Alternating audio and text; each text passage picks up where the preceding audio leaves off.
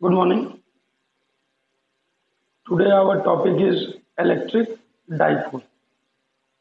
अब हम लोग पढ़ेंगे कि इलेक्ट्रिक डाइपोल क्या होता है and what is its movement. तो हमारा टॉपिक है electric dipole and its movement. तो what is an electric dipole?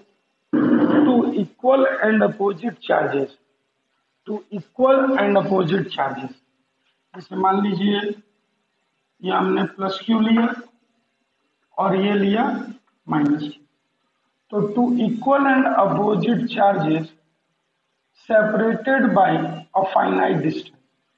हमने यहाँ डिस्टेंस 2a लिया है, आप ये डिस्टेंस p भी ले सकते हो, whatever you want you can take. जैसे हमने d ले लिया है, आप 2a ले लिया है, आप d भी ले सकते हो।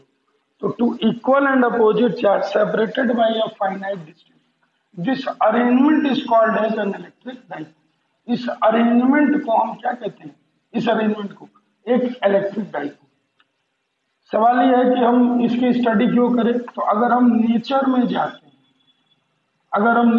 जाते हैं, तो जरा H2O को देखिए। H2O ओवरऑल न्यूट्रल होता है, लेकिन अगर देखा जाए तो ये O हुआ, ठीक है, और ये H और ये H, ठीक है। अब अगर देखा जाए तो O पे निगेटिव चार्ज होता है और H पे पॉजिटिव चार्ज बियर करेगा। इन दोनों पॉजिटिव चार्ज का जो सेंटर है वो यहाँ पड़ेगा। ओवरऑल ये न्यूट्रल होता है, यानी जितना ये पॉजिटिव है उतना ही ये निगेटिव है। तो two equal and opposite charge nature में सेपरेट हो गया ना, तो ये H2O क्या बनाएगा? एक इलेक्ट्रिक डाइपोल बनाएगा। ठीक, क्लियर है? तो एक two equal and opposite charge separated by a finite distance forms an electric dipole। ठीक है।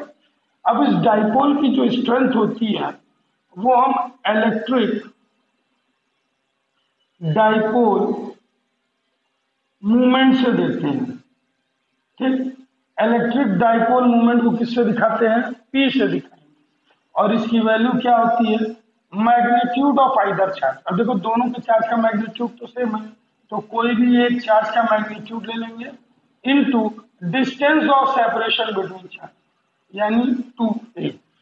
यानी जो इलेक्ट्रिक डाइपोल मूवमेंट होगा वो होगा Q इंटू 2a। तो what is an electric dipole? It is arrangement of two equal and opposite charge separated by a finite distance. इसी को हम इलेक्ट्रिक डाइपोल कहेंगे।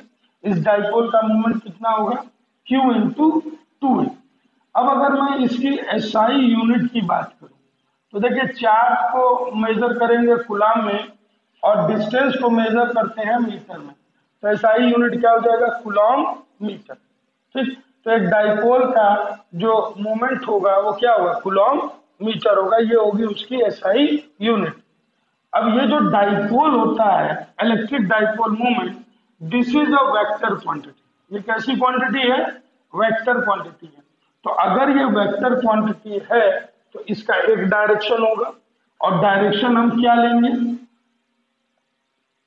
देखिए इसका डायरेक्शन क्या लेंगे? इलेक्ट्रिक डाइपोल मूवमेंट का जो डायरेक्शन होता है वो हमेशा negative charge to positive charge होता है, हमेशा निगेटिव से पॉजिटिव। ये हमारे इस डाइपोल मूवमेंट का डायरेक्शन होगा। यानी इसका डायरेक्शन क्या होगा? From negative to positive, negative charge से पॉजिटिव चार्ज की तरफ, यानी ऐसे। अब इसको वेक्टर फॉर्म में कैसे लिखेंगे? देखिए P vector is equal to, अब वेक्टर लगा दिए Q इंटू 2a। ए पे वेक्टर लगाएंगे। क्यों लगाएंगे? क्योंकि ए ही हमारा क्या है? डिस्टेंस, ठीक है, या डिस्प्लेसमेंट। बेटर टू से यहाँ पे हमने क्या लिया है? एक चार्ज से दूसरे चार्ज का डिस्प्लेसमेंट, ठीक है। तो ये हो गया हमारा इलेक्ट्रिक डाइपोल मूवमेंट और इलेक्ट्रिक डाइपोल, यानी two equal and opposite charge separated by a finite distance, यही हमारा इलेक्ट्रिक डाइपोल बनाता है। अब क्वेश्चन ये उठता है कि मान लीजिए एक ये है माइनस Q चार्ज और ये ले लिए प्लस Q चार्ज, दोनों चार्जेस को मिला दीजिए, ये मिलाने वाली लाइन हो गई, दोनों चार्जेस को मिलाने वाली लाइन। इस लाइन को हम कहते हैं axial line, this is axial line. तो अब हमारा टारगेट है कि एक्सियल लाइन पे कोई भी पॉइंट पी है जो सेंटर ओ से आर डिस्टेंस पे है, तो ये इलेक्ट्रिक डायपोल इस पी पॉइंट पे कितनी इलेक्ट्रिक फील्ड जनरेट करे। ठीक, तो जरा देखिए, तो डायपोल की डिस्टेंस हमने 2a ली, तो ये ए, ये भी ए, दोनों चार्जेस के बीच की डिस्टेंस 2a हो गई। ये पॉजिटिव चार्ज इस पॉइंट पे इधर की ओर इलेक्ट्रिक फील्ड जनरेट करेगा E प्लस Q। ठीक, हम इस डायरेक्शन को ऐसे एक्स ले रहे हैं, तो अलोंग P से x की ओर। ठीक, ये निगेटिव चार्ज इस पॉइंट पे इधर की ओर इलेक्ट्रिक फील्ड जनरेट करेगा E माइनस Q, वेक्टर लगा दी, दोनों इलेक्ट्रिक फील्ड अपोजिट है। पर ये सवाल ये है कितनी, तो अगर हम प्लस Q की बात करेंगे, मॉड लगा के हमने ले लिया E प्लस Q, कितना होगा K Q, क्योंकि चार्ज की वैल्यू Q है और इसका डिस्टेंस कितना होगा, इस चार्ज से इस Q पॉइंट का डिस्टेंस कितना होगा R माइनस है, यहां से यहां तक का, यहां से यहां तक है, तो R में से ये घटा देंगे R माइनस, तो R माइनस ए का होल स्क्वायर along Px। ठीक, where K is 1/4 pi epsilon not. Similarly अगर E माइनस Q की वैल्यू निकालें तो E माइनस Q कितना हो जाएगा, K Q R प्लस ए का whole square.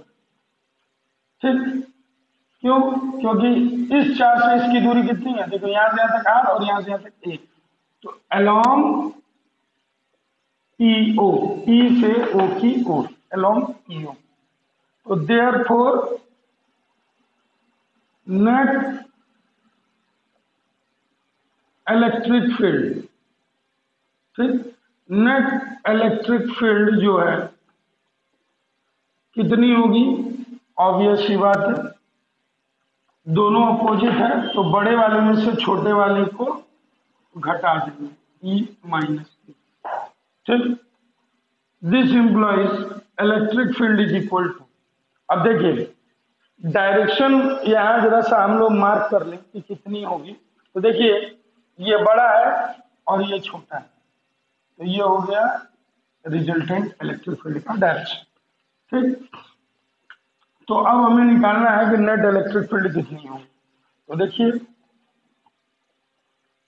Net electric field, अब देखिए E प्लस Q की वैल्यू यहां रखे हैं, कितनी रखे हैं, K Q R माइनस ए का होल स्क्वायर, ये हो गया माइनस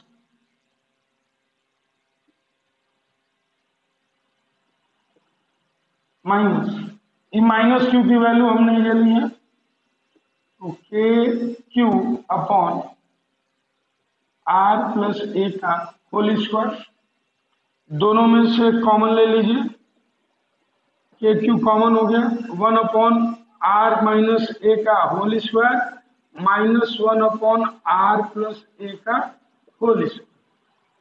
ठीक, अब अगर मैं सॉल्व करूं तो देखिए क्या आएगा, E इज इक्वल टू के क्यू कॉमन ले लिए हैं, एलसीएम लेके क्रॉस वो कर दीजिए, तो R प्लस ए का whole square minus R minus ए का होल स्क्वायर, और नीचे क्या होगा, दोनों को मल्टीप्लाई कर दीजिए, तो R square minus a square का होल स्क्वायर। ठीक, अब अगर इसको भी मैं एक्सपेंड कर दूं a प्लस बी के होल स्क्वायर पे, इसको भी एक्सपेंड कर दूं और घटा दूं, तो अब हमारा आएगा, दोनों को घटा देंगे तो आएगा 4RA upon r square minus a square का होल स्क्वायर।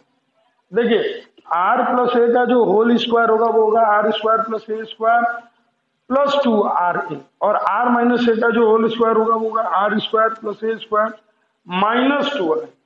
तो जब दोनों को घटाएंगे तो आर स्क्वायर और ए स्क्वायर दोनों कैंसिल हो जाएगा और 2RA और 2RA जुड़ जाएंगे। ठीक, अब जरा यहां देखिए, सिंस Q इंटू 4RA को हम लिख सकते हैं Q into 2A into 2R। देखिए इन दोनों मल्टीप्लाई करेंगे यही आएगा, और Q इंटू 2A को हम रिप्रेजेंट करते हैं इलेक्ट्रिक डाइपोल मोमेंट P से।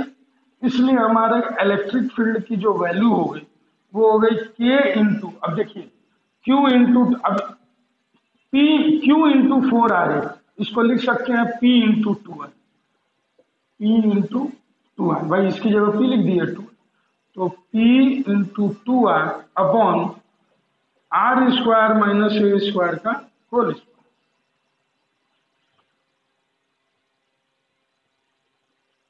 ठीक, तो ये हो गई हमारी रिजल्टेंट इलेक्ट्रिक फील्ड, और किधर की ओर हो गई, अलोंग P से X की, P से X की ओर।